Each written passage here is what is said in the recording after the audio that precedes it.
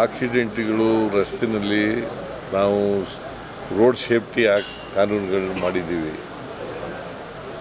ಡ್ರೈವರ್ಗಳು ಅವರ ತಪ್ಪುಗಳಿಂದ ಆಕ್ಸಿಡೆಂಟ್ಗಳಾದರೆ ಸರ್ಕಾರ ಹೆಂಗೆ ಹೊಣೆಗಾರಿಕೆ ಮಾಡ್ತದೆ?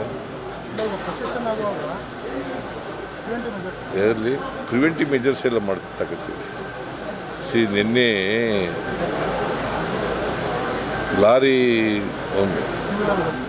ಎಂಥದ್ದು ಕ್ಯಾಂಟರ್ ಆಕ್ಸಿಡೆಂಟ್ ಆಗಿ ಒಳಗಡೆ ನುಗ್ಗಿರೋದು. ಪಾಪ ನಾನು ಅವರಿಗೆ ಸತ್ತವರಿಗೆ ಗೌರವ ಸೂಚಿಸ್ತಕ್ಕಂಥ ಕೆಲಸ ಮಾಡ್ತೇನೆ.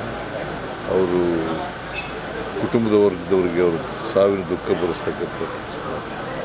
ನಾನು ಎಲ್ಲ ಕೃಷ್ಣ ಬೈರೇಗೌಡನಿಗೆ ಬೆಳಗ್ಗೆ ಹೋಗಿ ಅವನ್ನೆಲ್ಲ ಭೇಟಿ ಮಾಡಿ ಪರಿಹಾರ ಘೋಷಣೆ ಮಾಡುವಂತ ಹೇಳಿದ್ದೇನೆ. Krishna Byregowda district incharge minister ಅವ್ರಿಗೆ ಹೋಗಿ ಕೇಳಿದ್ದೆ. ಅವ್ರು ಹೋಗಿ ಮಾಡಿದ್ದಾರೆ. 5 ಲಕ್ಷ ಮಾಡಿದ್ದಾರೆ. ಬಟ್ ಬಿಜೆಪಿ 10 ಲಕ್ಷ ಆಗಬೇಕು ಅಂತ ಕೇಳ್ತಾ ಇದ್ದಾರೆ. 10 ಲಕ್ಷ ಪರಿಹಾರ ಅವ್ರು ಎಷ್ಟು ಕೊಟ್ಟಿದ್ರು? Central government 2 lakh, central government PM 2 lakh announce ಮಾಡಿದ್ದಾರೆ.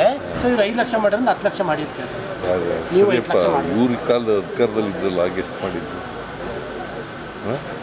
ಕೇಳ್ದೇನಪ್ಪ ಅದನ್ನ? ಆಗಿದ್ದ ಕೇಳ್ತಾ ಇದ್ವಿ ಸರ್, ಆಗಿದ್ದ ಕೇಳ್ತಾ ಇದ್ವಿ. ಮತ್ತೆ ಮಾಡಿಲ್ವಲ್ಲ ಅವರು.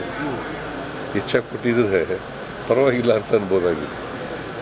ಪರಿಹಾರ ಕೊಡೋದು ಅವ್ರನ್ನ ಸತ್ತದವ್ರಿಗೆ ನಾವು ವಾಪಸ್ ತರ್ತೀವಿ ಅಥವಾ ಅದಕ್ಕೆ ಪರಿಹಾರ ಅಂತ ಅಲ್ಲ. ಇದು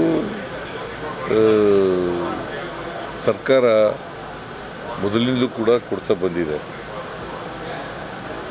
ಅವರ ಕುಟುಂಬ ವರ್ಗದವರಿಗೆ ಅವರಿಗೆ ಸಾಂತ್ವನ ಹೇಳಲಿಕ್ಕೋಸ್ಕರವಾಗಿ ಈ ಥರದ್ದು ಮಾಡ್ತೀವಿ. ಹಾಗಂತೇಳಿ ಸಾವಿಗೆ ಸಮಾನ ಅಂತಲ್ಲ ಪರಿಹಾರ. ಈಗ ಸರ್ಕಾರ ಆಕ್ಸಿಡೆಂಟ್ ಆದವ್ರಿಗೆ 5 ಲಕ್ಷಗಳನ್ನ ಕೊಡ್ತೀವಿ, ಗೊತ್ತಾಯ್ತಾ? ಸತ್ತದವ್ರಿಗೆ, ಆಕಸ್ಮಿಕವಾಗಿ ಸತ್ತದವ್ರಿಗೆ 2 ಲಕ್ಷ ಕೊಡ್ತೀವಿ. ಇವ್ರಿಗೂ ಕೂಡ 5 ಲಕ್ಷ ರೂಪಾಯಿ ಅನೌನ್ಸ್ ಮಾಡೋದು. ಎಲ್ಲ ಆರ್ಥಿಕವಾಗಿ ಹಿಂದುಳಿದವ್ರೆ ಅಂತಲೇ ಕೊಡೋದು ಪರಿಹಾರ. ಸ್ಪೆಷಲ್ ಕನ್ಸಿಡರೇಷನ್ ಆಗುತ್ತಾ ಅಂತ ಸರ್ಕಾರದಿಂದ? ಈಗ ಒಬ್ರಿಗೆ ಕೊಡೋಕೆ ಬರಲ್ಲ. ಇದು it's not A question of ಒಬ್ಬರಿಗೆ ಕೊಡೋದು ಇನ್ನೊಬ್ಬರಿಗೆ ಕೊಡದೇ ಇರೋಕ್ಕಂಗ ಎಲ್ರಿಗೂ ಈಕ್ವಲ್ ಆಗಿ ಕೊಡಬೇಕು.